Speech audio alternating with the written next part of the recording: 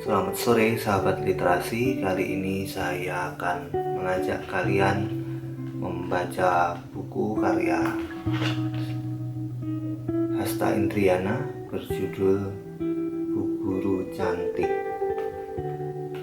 Saya tidak akan membicarakan siapa penulisnya. Tentu semua orang sudah mengenal penulis yang hebat ini.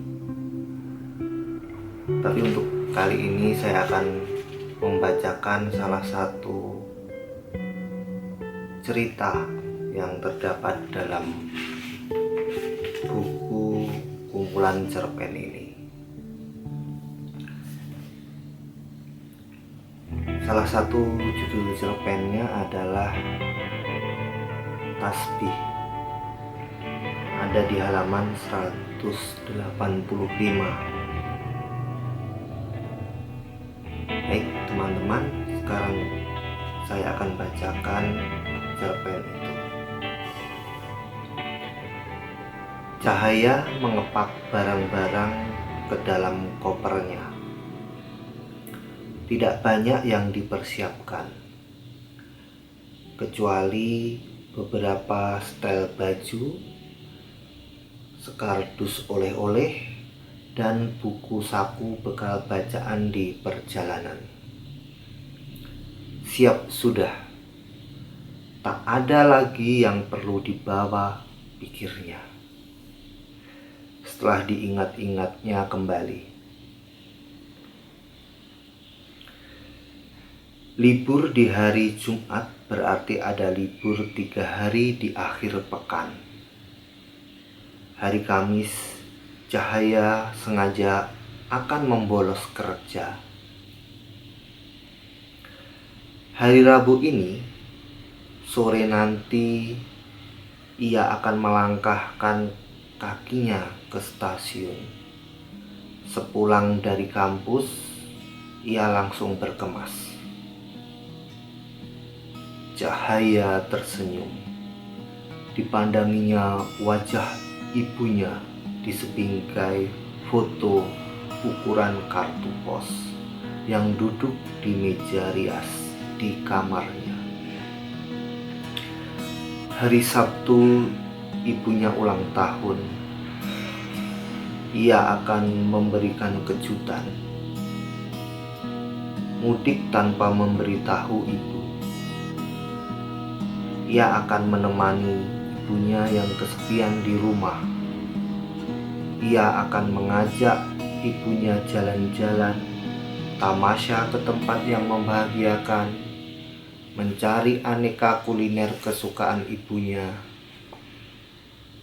Cahaya tersenyum, meletakkan kembali foto ke tempatnya. Cahaya senang. Begitu mau mengangkat koper, ia menjadi gundah. Beberapa hari belakangan, ia kebingungan memikirkan kado ulang tahun untuk ibunya. Ia belum menemukan kado yang dirasa pas. Jika diingat-ingat lagi, di usianya menjelang 25 tahun, Cahaya sekalipun belum pernah memberi kado ulang tahun untuk ibunya. Jika dirunut lagi, ia tersadar bahwa selama ini tak sekalipun ada perayaan ulang tahun bagi ibunya. Cahaya ingat ketika ia duduk di bangku SD, pernah ibunya merayakan ulang tahunnya. Ibunya mengantar sendiri bingkisan ulang tahun untuk teman-temannya sekelas dengan naik becak. Cahaya bahagia saat itu, meskipun tak ada acara tiup lilin di sekolah. Tetapi ibunya menunggunya di dalam kelas bersama Bu Sri, wali kelasnya. Peristiwa itu sangat membekas di kepalanya. Sabtu besok, Ibu Cahaya genap berusia 63 tahun. Di masa tua, waktu banyak dihabiskan dengan menjahit, membuat kristik, dan berkebun. Meskipun tidak begitu tegap berjalan, ibunya masih mending jika dibandingkan para orang tua sebayanya. Ke pasar berjalan kaki, sehat, dan terpenting tidak merepotkan anak-anak dan tetangganya.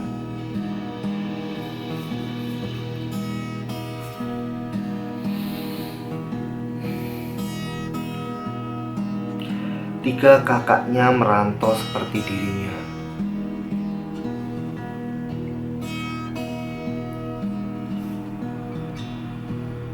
Kakak sulung tinggal tak jauh dari rumah ibu, yang terkadang menengok ibu. Kakak sulung ini menjadi tempat adik-adiknya bertanya perihal ibu mereka.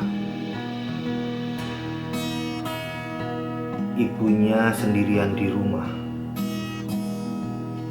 Bapaknya sudah meninggal sewaktu Cahaya kelas 1 SMA. Ibunya hidup dari pensiunan PNS, tak pernah mau menerima uang pemberian anak-anaknya. Selama ini, Cahaya merasa bahwa dirinya adalah anak yang paling dekat dengan ibu. Apa saja yang diceritakan kepada ibunya perihal sepele pun,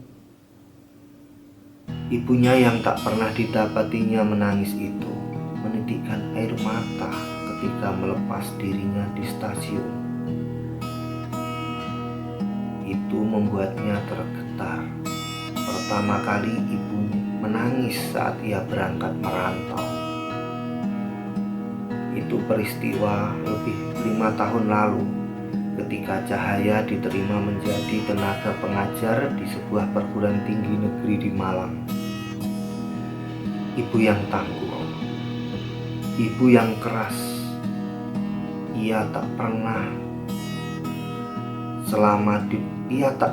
Ia jadi tak tenang selama di perjalanan. Cahaya tersenyum mengingatnya.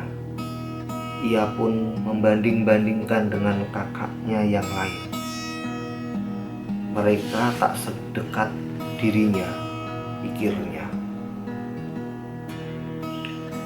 Turun dari becak, Cahaya menghambur ke pelataran. Rumah di kampung halaman masih saja tak berubah. Ia masuk lewat pintu depan sembari mengucap salam. Sepi. Ia menebak bahwa ibunya sedang di selasar rumah belakang.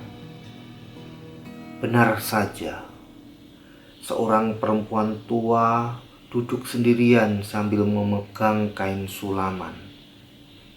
Keduanya tersenyum. Cahaya mencium tangan kanan ibunya, lalu menciumi pipi kanan kiri. Belum menanyakan kabar, ibunya keburu berkata, "Ini sudah kusiapkan teh untukmu," kata ibunya sambil melempar pandangan ke meja kecil di sampingnya.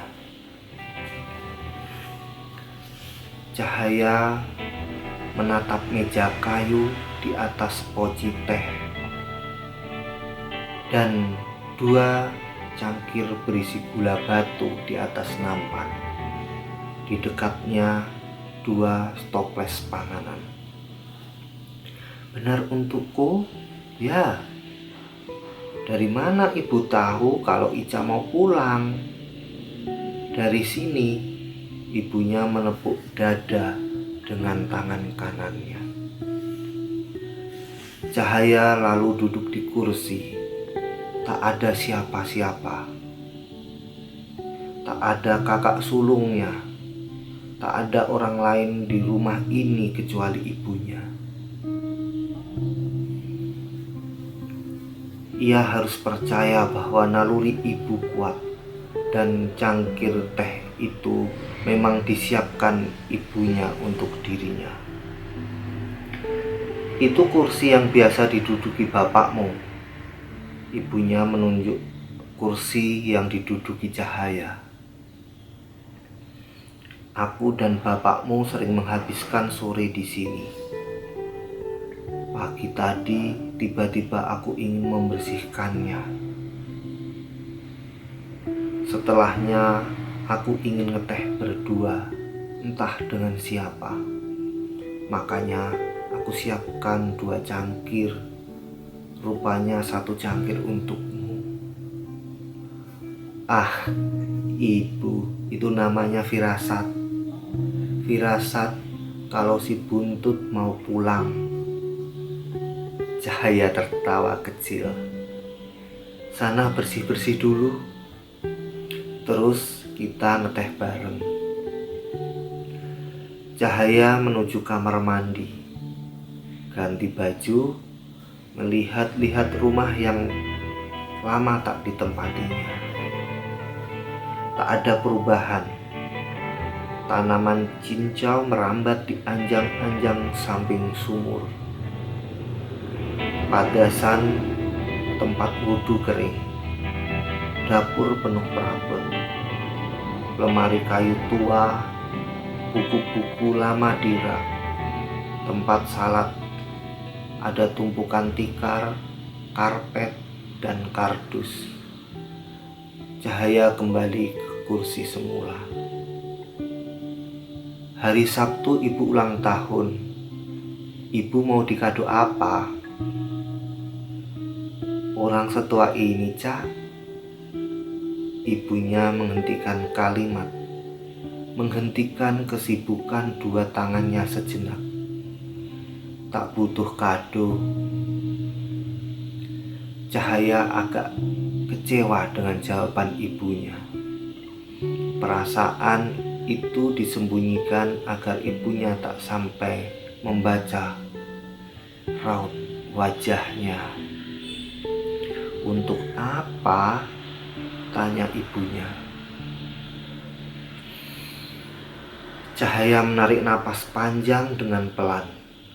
Ia berusaha tersenyum sambil menatap ibunya. Berhari-hari ia memikirkan kado, tapi jawaban ibunya tak seperti yang diharapkan. Cahaya berpikir bahwa ibunya memang tidak mau membuat repot siapapun, termasuk anak-anaknya. Urusan kado pun. Sudahlah, ayo diminum tehnya. Cahaya terkenang ulang tahunnya ketika di SD. Ibunya mengadu tas sekolah berwarna merah. Tas bergambar bunga matahari bertuliskan Student of the Moon. Itu sangat disukainya. Dirawat dengan hati-hati dan menjadi kebanggaan. Tas yang awet sampai entah dia kelas berapa. Ibunya seperti sangat mengerti apa yang didambakan anak bungsunya itu. Cahaya maklum sebab ibunya adalah guru di sebuah SD negeri yang memahami dunia anak-anak. Aku lahir dari keluarga Islam abangan. Orang menyebutnya Islam KTP. Islam tapi tidak menjalankan syariat dengan sepenuhnya. Bapak ibu petani desa yang masih kental dengan tradisi dan kepercayaan Jawa. Jika tiba hari wetonnya anak-anak, Bapak mendoakan mereka. Diawali basmalah dan diakhiri hamdalah, lengkap dengan ubo rampe seperti jenang abang putih, kembang setaman, dan kemenyan. Ibu biasanya mendapatkan tugas menyiapkan perlengkapan. Setiap peringatan yang dianggap perlu selalu begitu. Sepertinya orang-orang di desaku juga seperti itu. Aku pun tumbuh dalam tradisi dan kepercayaan seperti yang dilakukan Bapak. Termasuk ketika aku menikah. Suamiku punya latar belakang yang sama. Maka ketika anakku yang nomor 2 sekolah di madrasah, karena nilainya kurang untuk mendaftar di sekolah negeri, aku kaget. Ada banyak hal yang tidak ku ketahui dalam Islam, tentang doa-doa, hukum Islam, membaca Quran, dan hal lain yang dibawa anakku ke rumah. Anak sering bertanya, tapi kami tak bisa menjawabnya. Satu-satunya jalan adalah kami harus belajar dari nol. Aku belajar dari buku-buku, mengikuti majelis taklim, dan bertanya pada yang kuanggap lebih paham. Sampailah pada suatu hari ketika Bapak sudah renta. Aku, anaknya yang paling dekat, selalu menemaninya di hari-hari akhirnya, mengingatnya untuk selalu dekat dengannya, banyak berdoa dan mengajari Bapak doa-doa yang tidak diketahui Bapak.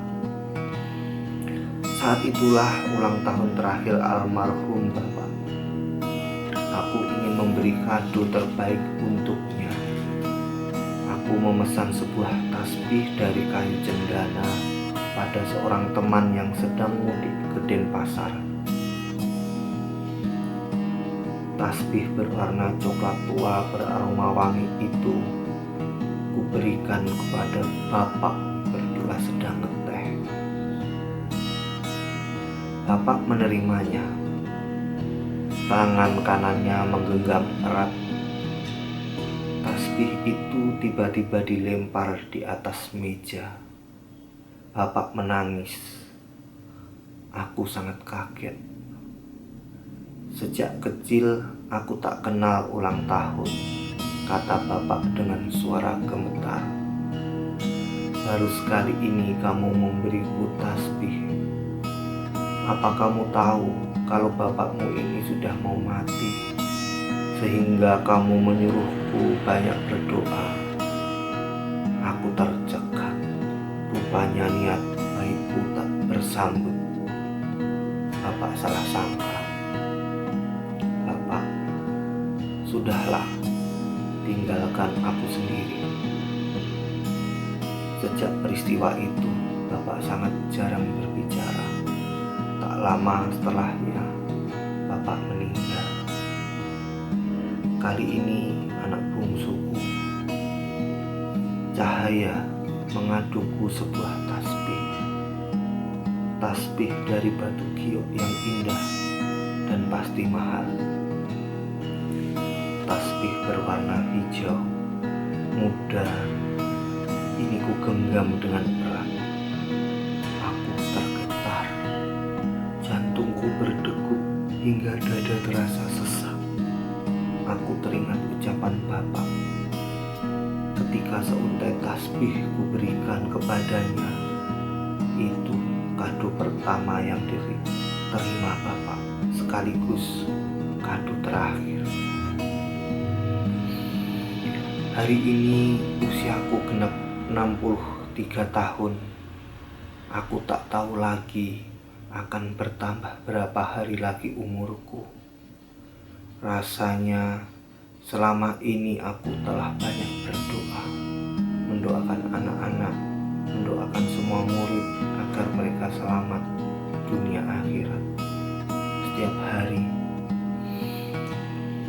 sepasang mata bercahaya milik anakku yang paling kusayangi memandangku dengan penuh kecintaan, antara membalasnya dengan kasih sayang dan rasa cemas yang hebat.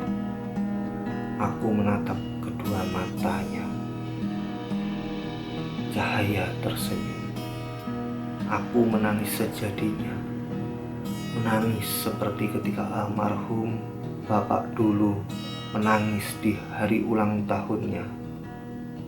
Dadaku sesak dan nyeri. Cimahi 2017.